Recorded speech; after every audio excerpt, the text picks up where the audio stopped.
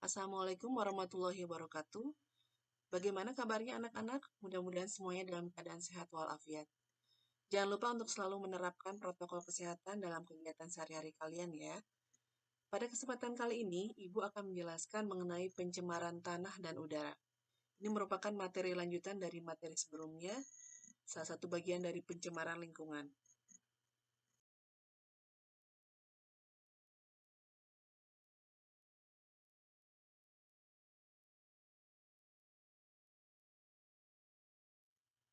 Tujuan pembelajaran kali ini adalah kalian bisa menjelaskan penyebab pencemaran tanah dan udara, kemudian kalian bisa menjelaskan dampak pencemaran tanah dan udara, serta bisa menjelaskan usaha apa yang bisa kalian lakukan untuk mengatasi pencemaran tanah dan udara.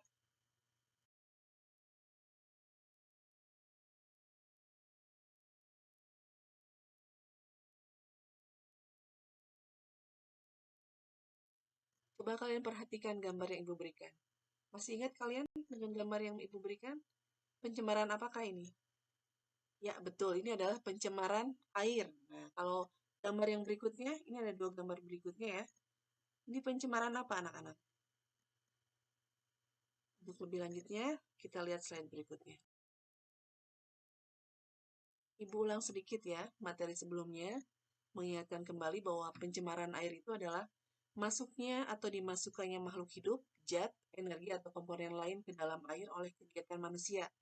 Jadi nanti kualitas airnya akan menurun sampai tingkat tertentu yang menyebabkan airnya tidak berfungsi sesuai kebutuhannya, sesuai peruntukannya.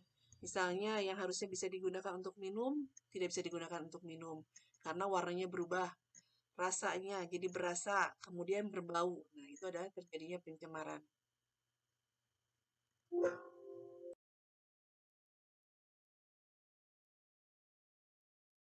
Nah, sekarang kalian ingat gambar yang tadi berikan?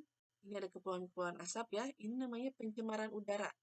Jadi keadaan udara yang tercemar.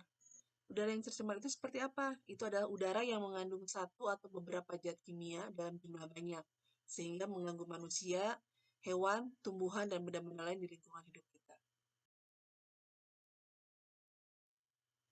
Jadi apa penyebab pencemaran udara menurut kalian? Nah, biasanya pencemaran udara itu ada dua macam. Pertama diakibatkan oleh sumber alamiah, dan yang kedua akibat kegiatan manusia.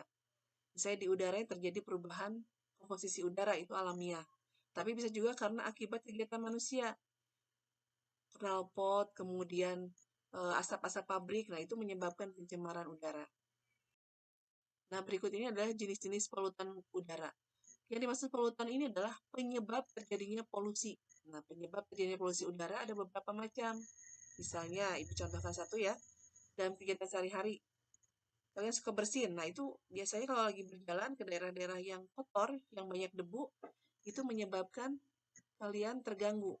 Nah, itu namanya ada polusi di udaranya. Penyebabnya atau jenisnya itu maksudnya ke partikel. Contohnya debu yang tadi ya. Bisa karena aktivitas alam, bisa juga karena kegiatan industri. Dampak pencemaran udara terhadap lingkungan itu bisa menyebabkan dampak pada kesehatan, kemudian pada tumbuhan, pada efek rumah kaca, dan juga terjadinya kerusakan pada lapisan ozon.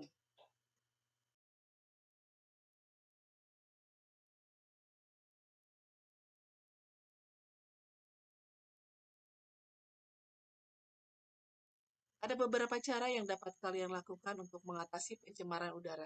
Yang pertama, pada saat kita menggunakan bahan bakar, sebaiknya yang ramah lingkungan. Kemudian yang kedua, sebisa mungkin kurangi penggunaan kendaraan bermotor. Kalau kira-kira lebih dekat, bisa menggunakan sepeda atau berjalan kaki, lebih baik pilih itu. Karena kita juga mengurangi resiko atau polusi dari udara tadi. Kemudian, melakukan gerakan penanaman pohon. Kenapa? Karena semakin banyak pohon, berarti semakin banyak produksi oksigen. Karena pohon menghasilkan oksigen yang kita butuhkan. Kemudian yang keempat, diolah dulu asap pabriknya. Misalnya, kalau asap pabrik tadi sebelum dikeluarkan langsung, sebaiknya diolah menjadi hal yang lebih berguna, menjadi listrik, namanya pembangkit listrik tenaga asap. Ini misalnya Ibu contohkan pada gambar berikutnya ya. Nah, ini adalah contoh gambar pengelolaan asap limbah pabrik. Ini limbah pabrik dari PT Semen Padang.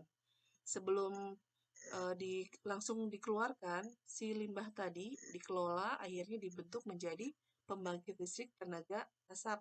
Nah, ini selain berguna untuk masyarakat, juga mengurangi dampak dari pencemaran udara.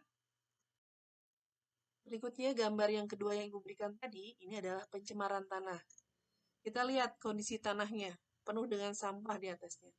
Nah, ini namanya adalah pencemaran tanah, yaitu suatu keadaan di mana bahan kimia buatan manusia masuk dan mengubah lingkungan alami tanah.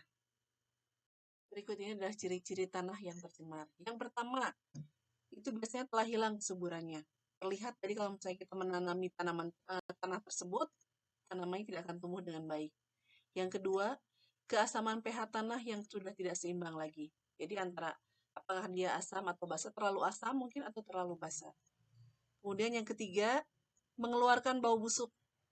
Yang keempat, bisa juga tanahnya merupakan tanah yang sangat kering. Yang kelima, mengandung berbagai kandungan logam berat dan berbagai sampah anorganik. Jadi sampah anorganik adalah sampah yang berasal dari bukan makhluk hidup ya. Misalnya barang-barang bekas, nah itu rongsokan, itu namanya juga sampah anorganik. Penyebab pencemaran tanah itu berbagai hal. Yang pertama itu biasanya adalah sisa pestisida dari kegiatan pertanian yang meresap ke tanah. Kalau misalnya itu menumpuk terus-menerus, bisa mengakibatkan tanahnya tercemar dan membahayakan manusia. Kemudian yang kedua, limbah deterjen yang dibuang ke tanah. Sesudah menggunakan limbah deterjen, langsung dibuang ke tanah, dikeluarkan ya. Kemudian pengikisan lapisan humus atau topsoil oleh air. Airnya sangat banyak, misalnya hujan yang deras, nah itu bisa menyebabkan topsoilnya itu terbawa arus juga. Yang keempat, deposit senyawa asam dari peristiwa hujan asam. Hujan asam adalah hujan yang mengandung asam, jadi dia bersifat merusak atau korosif terhadap benda-benda. Bagaimana upaya kita untuk mengatasi pencemaran tanah yang sudah terjadi? Yang pertama, kita harus mendaur ulang sampah plastik, logam, kaca, ataupun karet. Yang kedua, kalau kita menggunakan deterjen, limbahnya jangan langsung dibuang ke tanah. Tapi kalau bisa tampung dulu ke bak penampungan. Jadi harus mengendap dulu, kita saring baru kita jernihkan. Yang ketiga, untuk pengikisan lapisan humus oleh air hujan, dapat dihindari dengan menjaga kelestarian tumbuhan. Jadi usahakan kita selalu menanam tumbuhan dengan baik ya, dan juga diperbanyak. Yang keempat, apabila tanah sudah tercemar, kita bisa melakukan remediasi dan bioremediasi. Yang dimaksud remediasi itu adalah kegiatan untuk membersihkan permukaan tanah yang tercemar. Jadi tanah yang ada sampahnya kita bersihkan. Ada dua macam di sini jenis remediasinya, bisa disebut in situ atau on-site dan ex situ atau off-site. Yang dimaksud dengan remediasi on-site maksudnya adalah pembersihan di lokasi, seperti kita membuang sampah ya, membersihkan sampah. Ini cara yang paling mudah dan murah. Caranya dengan pembersihan, kemudian injeksi atau venting, dan kemudian bioremediasi. Sedangkan remediasi off-site, ini harus melakukan penggalian tanah yang tercemar. Kemudian tanahnya dibawa ke daerah yang aman. Nanti tanah di sana dibersihkan dari zat pencemar. Disimpan dulu di baki atau di tang yang kedap. Kemudian diberikan zat pembersihnya, dikompakkan. Nah, nanti baru sesudah zat pencemarnya dikeluarkan dari bak, baru diolah lagi dengan instalasi pengolahan air limbah atau IPAL ya disebutnya.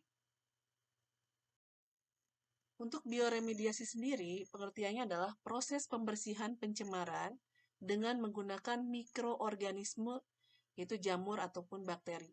Gunanya untuk apa? Untuk membersihkan tanah ataupun misalnya air juga bisa ya menggunakan proses bioremediasi ini.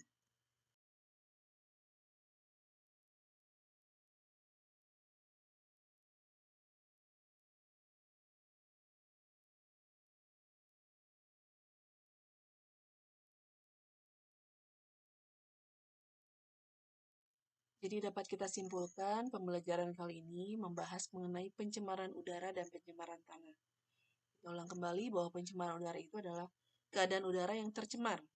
Udara yang tercemar itu adalah udara yang mengandung satu atau beberapa zat kimia dalam jumlah banyak. Dia mengganggu kehidupan manusia, hewan, tumbuhan, dan benda-benda lain yang ada di lingkungan. Kemudian pencemaran tanah adalah suatu keadaan di mana bahan kimia buatan manusia masuk dan mengubah lingkungan alami tanah.